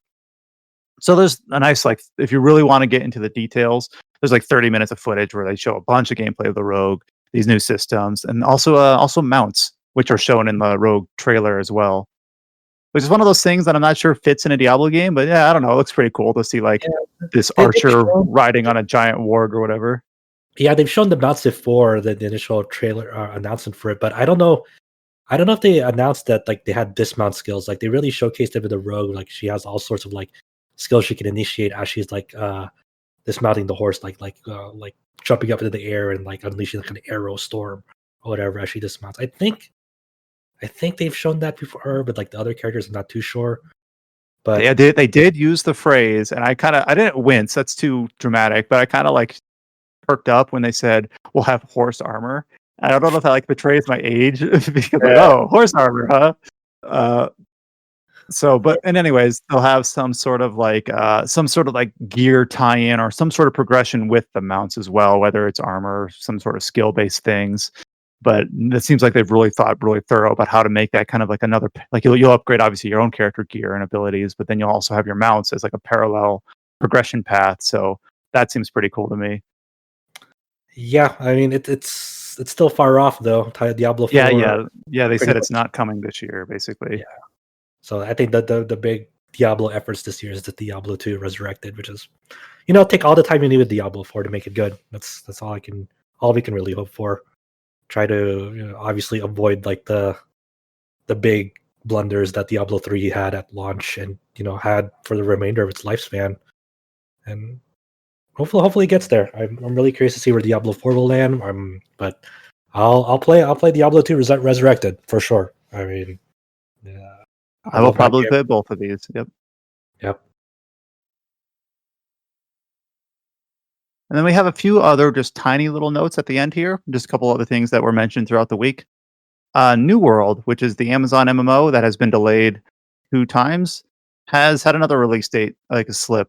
Well, I say that, but it didn't really have like a set release date. I think it had like fallen to a nebulous summer of this year. Spring window of this year. Well, now it's slated for August 31st. So that's like the 3rd or 4th release date that this game has had. They did show up a new trailer showing off some new features of the game, including a new region called Evanscale Reach. They talked a little bit about like instance content, which are called expeditions, little 5-man dungeon type areas, and a PvP mode called Outpost Rush.